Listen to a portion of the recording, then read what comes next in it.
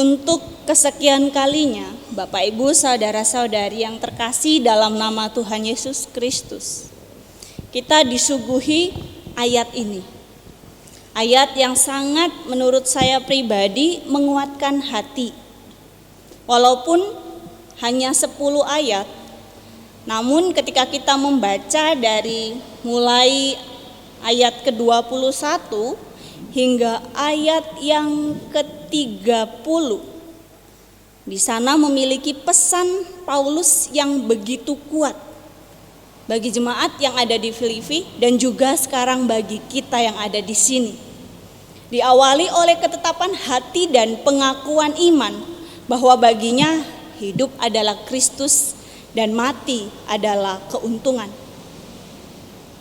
Bukan sebuah kata-kata belaka, namun ini adalah bukti yang ia sendiri tunjukkan melewati kesaksian hidupnya, perjalanan pemberitaan Injil. Dan di dalam pergumulan antara hidup dan mati, ketika ia dalam posisi di penjara, Paulus menekankan bahwa semuanya itu adalah karunia dari Allah yang harus dihadapi, yang harus dijalani, maka butuh perjuangan untuk menghadapinya. Namun yang menjadi pertanyaan bagi kita semuanya, Bapak Ibu saudara-saudari dan saya, apakah kita sudah memperjuangkannya? Apakah kita sudah benar-benar bertahan dalam situasi suka, dalam situasi duka, dalam situasi penuh dengan tetesan air mata, atau dalam euforia pesta? Untuk itu melalui surat Paulus kali ini mengajarkan banyak hal kepada kita tentang kehidupan, tentang perjuangan dan menghadapi kenyataan yang ada. Walaupun kita sendiri benar-benar memahami bahwa ada saat-saat kita terkadang menyerah, ada saat-saat kita benar-benar putus asa, diperhadapkan dengan situasi yang membuat kita terus-menerus meneteskan air mata.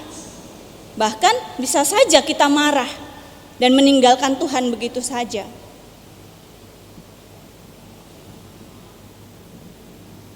Tapi sekali lagi kita diingatkan, bertahanlah. Hadapilah. Bahkan sampai mati pun Paulus menyatakan itu sebuah keuntungan.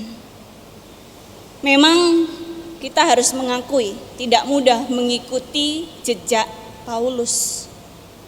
Namun setidaknya sebagai orang yang percaya kepada Injil, sebagai orang yang sudah mengaku murid-murid Kristus, kita diperkenalkan dengan sebanyak hal pengalaman dalam kehidupan kita yang mengajak kita memang harus berjuang.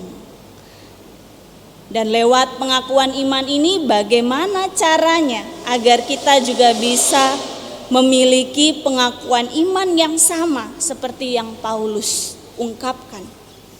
Untuk itu mari kita lihat tulisan Paulus ini. Yang pertama, kita diajak jika harus bisa bertahan hidup di dunia ini, ketika kita diberikan kesempatan untuk hidup, maka itu berarti bekerja memberi buah. Di ayat yang ke-22, tetapi jika aku harus hidup di dunia ini, itu berarti bagiku bekerja memberi buah. Yang menjadi pertanyaan, sudahkah kita berbuah dalam kehidupan kita? Atau kita merasa hidup kita biasa-biasa saja?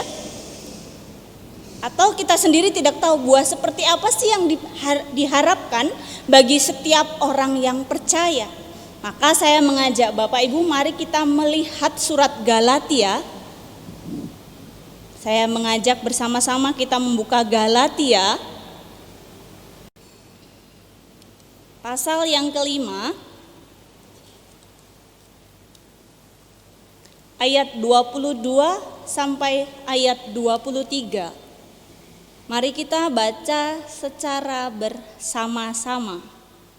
Kita mulai. Tetapi buah roh ialah kasih, sukacita, damai sejahtera, kesabaran, kemurahan, kebaikan, kesetiaan, kelemah lembutan, dan penguasaan diri. Stop sampai di sana. Ada 9 buah roh yang menjadi tanda bagi kita adalah orang-orang percaya. Dari ke-9 buah itu, apakah kita sudah memilikinya, Bapak Ibu? Jika kita harus hidup di dunia ini, itu berarti kita hidup bekerja dan memberi buah. Hidup penuh dengan kasih, hidup penuh dengan sukacita, hidup penuh dengan damai sejahtera, hidup penuh dengan kesabaran, hidup penuh dengan kemurahan, hidup penuh dengan kebaikan, hidup penuh dengan kesetiaan, hidup penuh dengan kelemah lembutan, dan hidup penuh dengan penguasaan diri. Apakah kita sudah menghidupi atau mempunyai ke-9 buah tersebut? Kalau ada, selamat. Kita sudah memasuki kualifikasi sebagai anak-anak Allah. Tapi kalau belum, mungkin kita akan dipertanyakan, kita anak siapa? Maka ayo, ketika kita sudah menjadi bagian dibaptis bersama dengan pengakuan bahwa kita adalah anak-anak Allah, maka buah-buah roh ini harus berdiam diri dalam hati kita. Karena apa? Bagi kita hidup adalah Kristus dan mati adalah keuntungan. Dan yang kedua adalah hidup semakin maju dan sukacita. Hidup semakin maju dan sukacita. Apa parameter sukacita dalam kehidupan kita? Tolok ukurnya, yaitu dengan sangat-sangat sederhana. Hari ini harus lebih baik dari hari kemarin. Yang menjadi tolok ukurnya adalah diri kita pribadi, bukan tetangga. Maka goal, target, tujuan hidup haruslah jelas. Itu adalah pertanggungjawaban kita sebagai anak-anak Allah. Hari ini harus lebih baik dari hari kemarin. Jika Paulus dahulu targetnya adalah bagaimana ia bisa menginjili sampai ke ujung dunia seperti yang diperintahkan Allah Yesus kepadanya.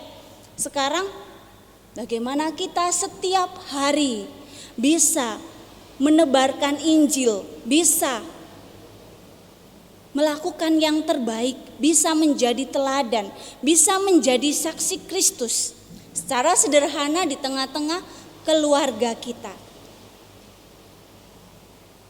Ingat, tolok ukurnya bukanlah tetangga kita yang kita lihat hidupnya mungkin lebih mewah, hidupnya mungkin lebih bahagia dari kita, karena kita tidak tahu apa yang terjadi di balik itu semuanya. Maka tolok ukur adalah diri kita sendiri. Ketika kita mampu berdiam diri memiliki ke-9 buah-buah roh dalam kehidupan kita, maka saya yakin dan percaya hidup kita akan penuh dengan sukacita dan semakin berbuah di dalam Kristus.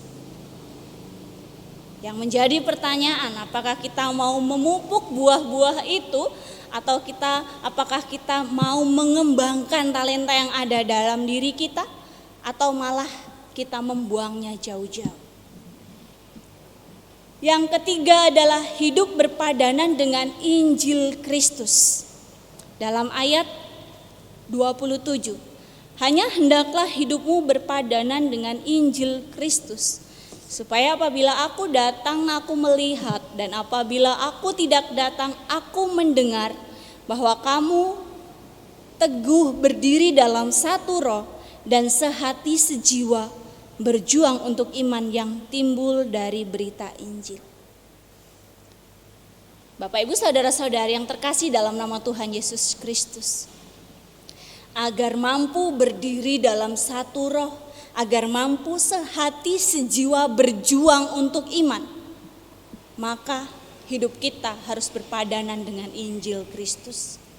Apakah sudah kita lakukan dalam keseharian kita, dalam kehidupan kita bersama, dalam komunitas gereja, masyarakat, keluarga yang paling kecil?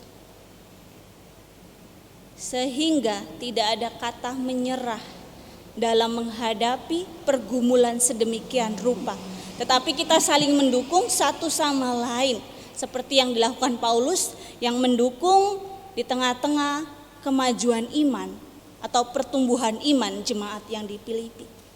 Atau mungkin kita sering bertanya, bagaimana Bu saya bisa mendukung mereka? Saya sendiri tuh butuh dukungan.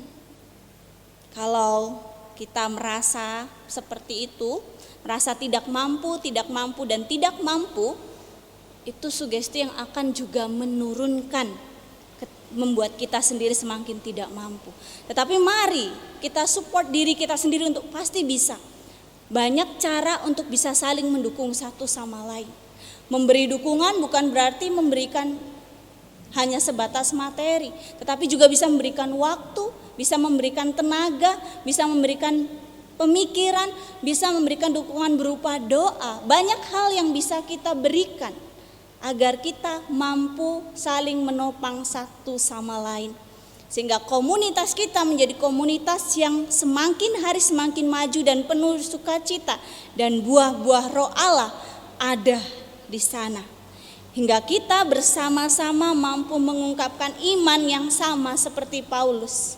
Sebab bagiku hidup adalah Kristus dan mati adalah keuntungan. Bapak Ibu saudara-saudari yang terkasih, sudahkah itu kita lakukan? Memberi dukungan satu sama lain? Atau kita seringkali lupa, bahkan tidak peduli, apalagi dengan kondisi saat ini. Keegoisan kita sedang diuji. Beberapa kali misalnya kita melihat mereka yang membutuhkan ungkapan pertolongan kita, entah lewat kata-kata, tetapi karena kita sendiri merasa tidak bisa, kita merasa bahwa kita juga perlu gitu. Akhirnya kita lupa. Kita tidak menyatakan apa-apa kepada mereka yang ada di sekitar kita. Kita lebih baik diam. Kita lebih baik merasa pura-pura tidak tahu, tidak mau mengungkapkannya, karena kita sendiri merasa memiliki pergumulan yang begitu hebat. Itu bukan sebuah jawaban untuk menjalani hidup di dalam Tuhan. Namun seberapapun yang kita miliki, apapun yang kita lakukan, sekecil apapun, sesuai dengan kemampuan kita, lakukanlah. Jangan menunggu esok, lusa, dan seterusnya.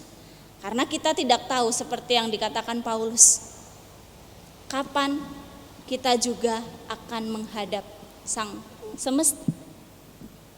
Maka di tengah-tengah pergulatan antara hidup dan mati, ketika selagi diberikan kesempatan hidup, hidup itu hendaklah berbuah, hidup itu hendaklah bersukacita, hidup itu perlu diperjuangkan sebagaimana mestinya. Dan itu butuh dukungan satu sama lain.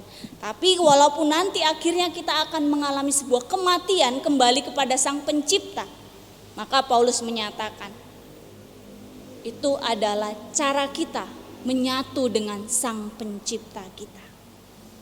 Jadi Bapak Ibu saudara-saudara yang terkasih dalam nama Tuhan Yesus Kristus, apakah kita sudah siap mengungkapkan iman kita dengan lantang, mengungkapkan iman kita dengan penuh kepercayaan? Sebab bagiku hidup adalah Kristus dan mati adalah keuntungan. Kalau kita sudah siap, bersama-sama mari kita baca Filipi 1 ayat 21 dengan percaya diri, dengan penuh keyakinan iman kita kepada Tuhan. Kita mulai. Karena bagiku hidup adalah Kristus dan mati adalah keuntungan. Sekali lagi kita ulangi. Karena bagiku hidup adalah Kristus dan mati adalah keuntungan. Amin.